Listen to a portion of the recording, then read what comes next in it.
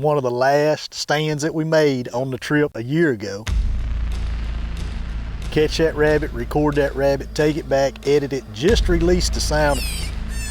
Before we sat down, Chris says, hey, I want you to play that sound off that rabbit we caught last year, and let's kill one to it.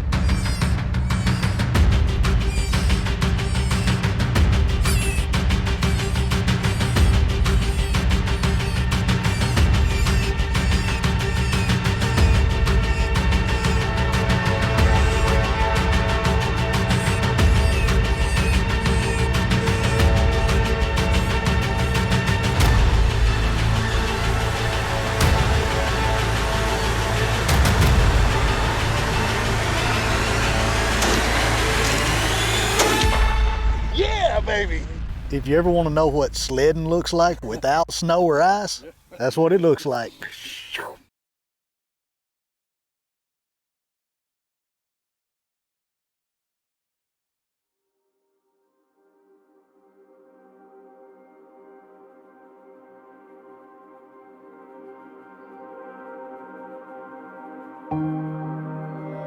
Last year was truly something special. It was so special, I don't know if we'll ever top it. 18 daytime coyote kills on camera in only 2 days of calling. I don't care where you go, those are hero numbers anywhere.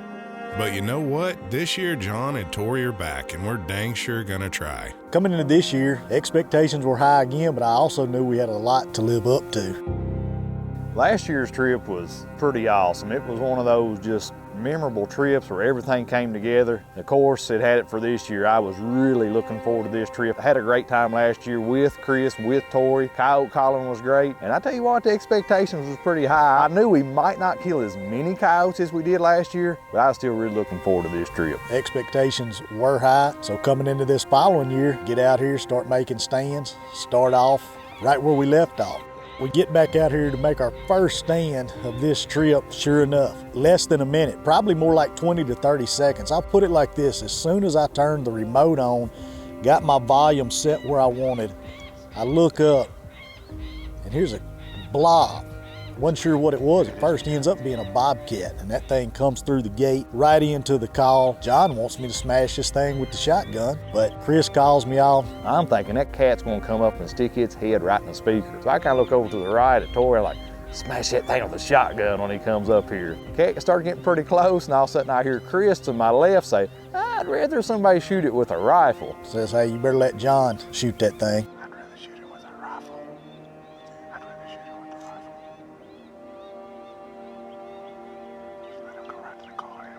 In my defense, we set the call at what I consider to be the extreme edge of shotgun range, at probably about 50 to 60 yards. That's a pretty good poke for a shotgun. No offense, guys, but we need to get one in the can. So here I am torn between the two. I'm thinking, I can kind of see Tori start to move his shotgun a little bit. I'm like, I think he's wanting me to shoot it with the rifle. Well, me going back and forth talking with these guys, the cat picks me off. I had all the faith in the world in Tori, but man, I sure would have liked to have had it in there a little bit closer. And when I heard John say shotgun, I thought, oh, here we go. It's gonna be one of those trips.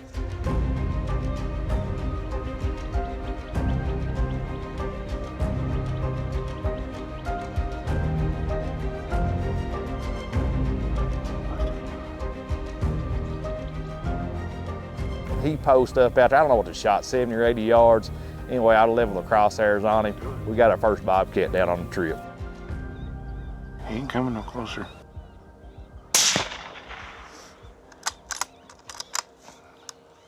"10, 20-second bobcat right in our lap, and that got the trip rolling pretty good. So off to a good start. Last stand a year ago was success. First stand this year, success.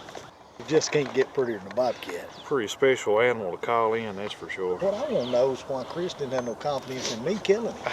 The cat first come out. We seen it come out, we didn't know what it was. I said, I'm pretty sure it's a bobcat. After he come out there about 20 yards, I looked over at Tor, I said, he gets up here and burn him down with that shotgun.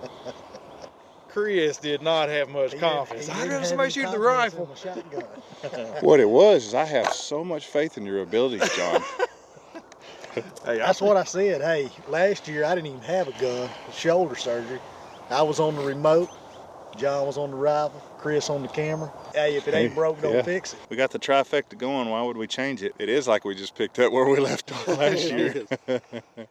Let's get, get right there in front of that stuff right there set up. Call out this whole bottom right here. I tell you what, I love the Fox Pro and MFK Game Calls partnership. The #1 electronic game call company in the world. When you combine that with the best sound library in the world, it's a match made in heaven. Well, with Predator calling now, there's a lot of things coming together to make this recipe what it is with Fox Pro and MFK. Fox Pro has continued to just go in and develop more and better products, better calls to put these sounds out with. And then on the sound side of it, the MFK sound library in particular, the advancement in that have been so huge over the past few years with the recording of live coyotes and getting sounds that have never been heard before. Combine that with speaker systems and calls and just the whole Fox Pro setup. You put those sounds, those live sounds that have never been recorded before, all natural stuff. And a lot of this stuff is close range, subtle sounds that have just never been captured. It's never been available to the hunter. You combine those two things, that's why we're seeing the numbers of coyotes killed both day and night skyrocket. I mean, people that were killing none are now having success. People that were already successful are now having a lot more success. And it's a direct correlation with Fox Pro and MFK coming together and just giving you the best call and the best sounds available in today's predator world. That's all it is to it.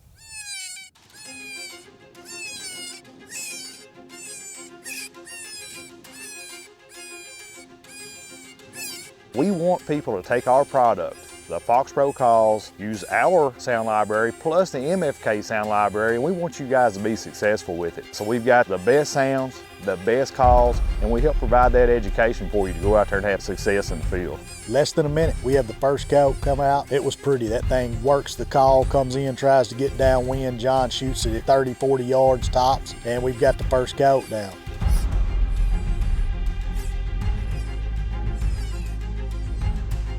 Very first coyote come out almost immediately, come right up there straight to the call. I milked him pretty hard. He actually started circling to the downwind, got about probably 15 steps maybe to the left of the X24. He actually got where he was actually downwind of the unit, sniffed it a little bit and started just fixing to turn to take off. Too late, he wasn't going nowhere. With the Fox Pro and MFK partnership coming about like it did, all I can say is that's been great. And what's most important is just the success I've seen of other hunters. I mean, they're taking it out, and I've seen more and more people running Fox Pro, more and more people running MFK sounds with the Fox Pro library, and just the amount of success, the amount of people coming into the sport, and the amount of animals that they're calling in and killing with these Fox Pro units and MFK sounds has been, it's beat expectations. It's been great, and I've loved it, loved every bit of it.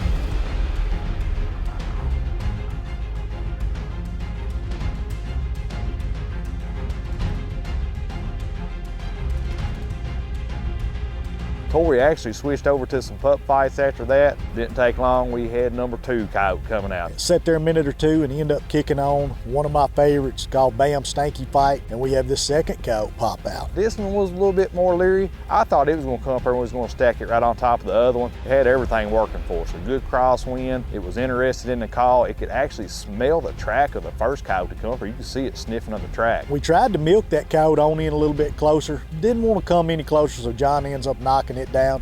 We've got a double on our second successful stand of the trip. For whatever reason, it was gonna come in closer. Plenty close enough, double on the ground. First double of the trip.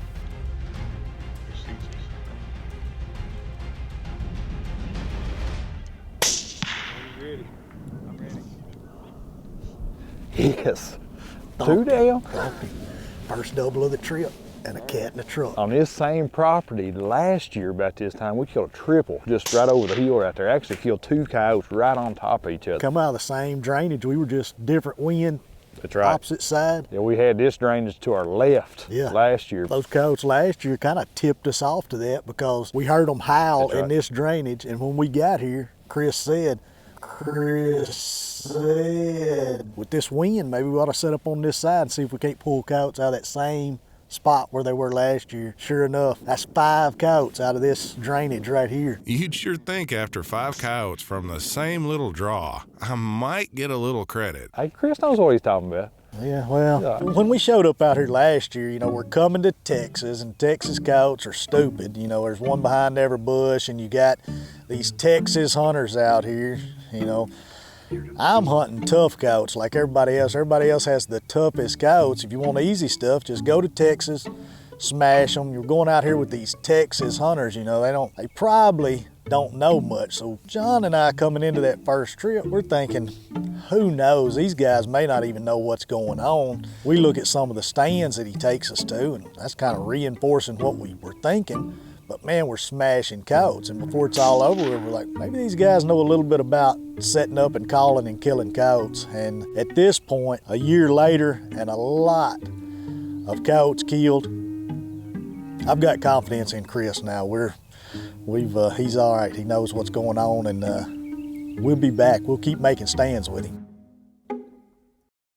So going into the second day, we had plans to hook up with one of Chris's longtime buddies, Gary Bennett, and we knew we were going to have fun whether we killed coyotes or not because Gary is quite the character. Y'all have probably figured this out if you watch the Night Crew very much. Oh, Gary. I guess I'd almost kind of like old Uncle Gary. Gary's one of those types, you know, it's kind of like the fun uncle. A little bit older than I am. Look forward to hunting with him this year. We had a blast with him last year, so on our second day of this trip, that's who we were hooking up with. We was hooking up with Gary. Couldn't wait to get started with him, but tell you what, we showed up at his house, man, it was pitch black there. I don't know if he was still laid up in the bed or what, but he was a little bit late rolling out, and it kind of carried over with the morning. The coyotes were a little late coming to the call too. It took a few stands before we actually got back into them. We get hooked up with Gary. Of course, he's getting older and he was late and got a late start. We go in to make this one particular stand, and it looked great. We were pretty tight to the cover. We start rolling through sounds, and I mean, I rolled through several. It was rabbits and birds and multiple different prey sounds. It rolled into a couple of different pup fights and pup sounds, and we're getting fairly deep into that stand. I think by that point, we were probably about the 14-minute mark or so, but I still had confidence. I think I was the only one that still had confidence because Chris and John and Gary being the character that he is, I think he's probably said something to make them giggle a little bit. They're laughing and carrying on. We're still hunting, but they're whispering, but they're distracted. And it's been slow to this point. We're needing something to pick us up. And I kick on a sound called table scraps, which has been one of the more popular sounds. About that time, I look up.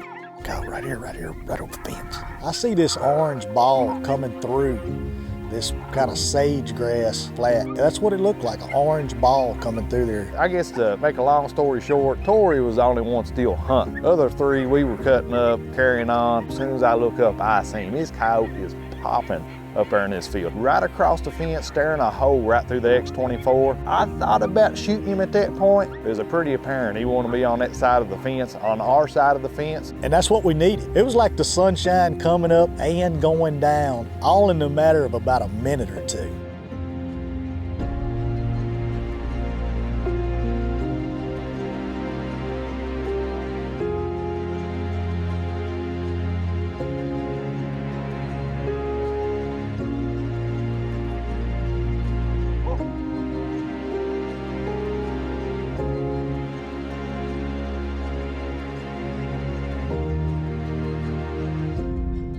Kind of hangs up on the fence, turns, goes through the fence. I think I had muted the call. I end up turning the call back on. We get that coyote pulled up, and he comes up on a little green grassy hill right there. And again, it was like the sun shining. He comes up there, stops a couple times, and John just absolutely smashes this coyote. Man, Tori was still hunting.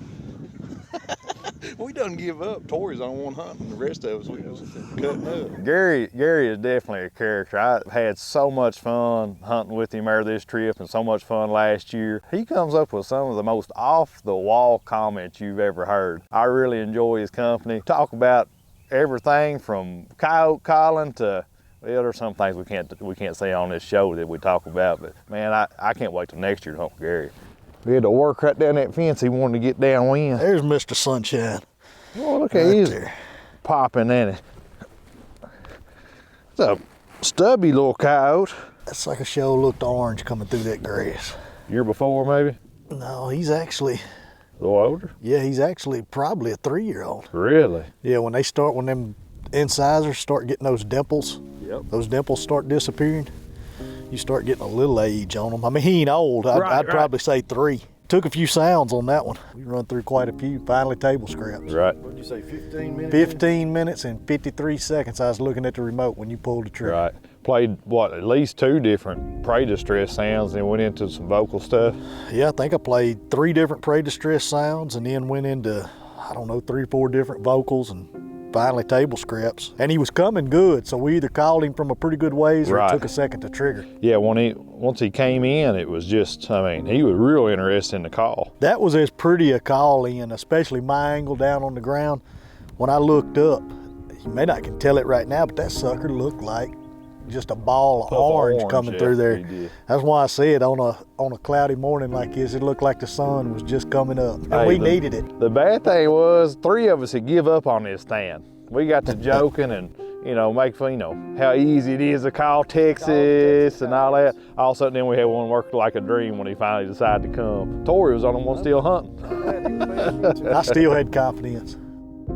We had faith in you, Tori. We knew you wouldn't let us down.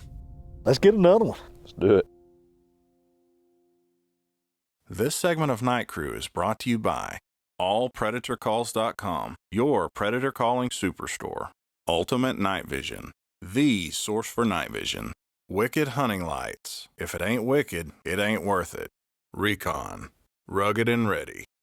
iRay USA, high performance thermal optics. And by Fox Pro, high performance game calls. Well, before I start talking about this last and probably best stand of the trip, I need to rewind a little bit and let y'all know where the successful sound came from and how we went about getting that. So rewind to last year's trip, same area, we're walking out from the last stand, and I just happened to look down. We're in a pasture field similar to this. Look down, there's a clump of grass, and I catch a little bit of movement. I instantly realized what it was, and I pounced like a coyote on a cottontail rabbit sitting in a little clump of grass. Luckily for me, Chris had a 24-bit audio recorder in his pocket. When he pulls this thing up, it's already singing a song. So we get some audio equipment out and actually record a sound, 24-bit sound off this rabbit. Tori's playing with him, tickling him on the side a little bit, and this thing is just singing like crazy. Tori has now took that sound file and made an awesome rabbit distress out of that called Cot-Tail sauce. We record this rabbit, and this rabbit performs. Some of them perform great, some of them don't. This one was a star. This rabbit goes to screaming, gets some excellent. It was just, everything was set up perfect. We had no background noise. We get a great recording from this rabbit. Walking into our last stand, Chris looks over at me. He said, "Hey, I want you to play that rabbit we recorded last year and call something up with it. Kill it with that shotgun, right on top of us." We had one last stand for this trip. I tell you what, when we come over the rise, it was another banger. As soon as I seen it, I said, man, this is the type of stuff I like to call. And going into this stand, Chris had a special request. He actually requested us play Cot-Tail sauce on his stand. We got down there on the stand, it was another tight situation. We had a cedar thicket right below us, nice, good draw system. Tori set the call up again, really conducive for shotgunning. I scroll the remote, MFK Cot-Tail sauce. And we could have named this CCR. John actually come up with the name CCR because Cook Collins Robinson, that would have been a great name for it too, but it is Cot-Tail sauce, so it ended up being the name for it. I sat down, scroll the remote down to Cot-Tail sauce, kick that remote on. And I mean immediately, 2 coyotes come rolling up out of that thicket, come running right into the sunlight. First coyote gets up there about 20 steps, bam! I mean, absolutely destroys the first coyote. Then he shucked that thing, same thing with the second one. He shot that second coyote, that thing skidded like, I don't know, 5 foot, 10 foot, 15 foot, I don't know, straight uphill.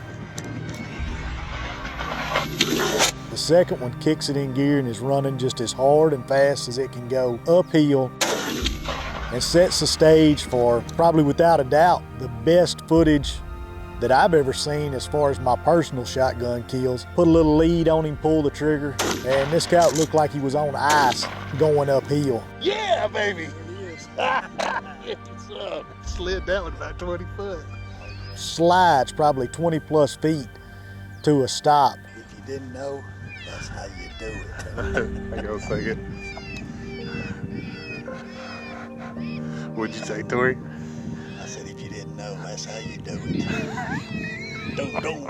Man, Tori went to work. Probably one of the coolest, most awesomest shotgun stands I've ever been a part of. I've never seen a coyote slide this far, definitely not uphill. That's how hard this coyote was going, and man, when them number 2s hit him, it was over. You couldn't beat it, ended the hunt. I mean, Gary was there, John's there. We struggled a little bit on this hunt, but that last stand brought it all together, and we had some of the best footage and some of the best call-ins that I've ever been a part of. If you ever want to know what sledding looks like without snow or ice, that's what it looks like. That sucker slid for a ways. You just can't do it. That's all it is to it. You can't do it much better than that. I'll take them every time. Congratulations on the double. Fun stuff. Awesome. Enjoyed the hunt. I mean, I always do, but to top it off with a stand like that. Man, this is a stand I won't soon forget. I'll remember this great hunting memory that I'll remember for many years. Tori, I think you're right. That's definitely how you do it. Doom, doom.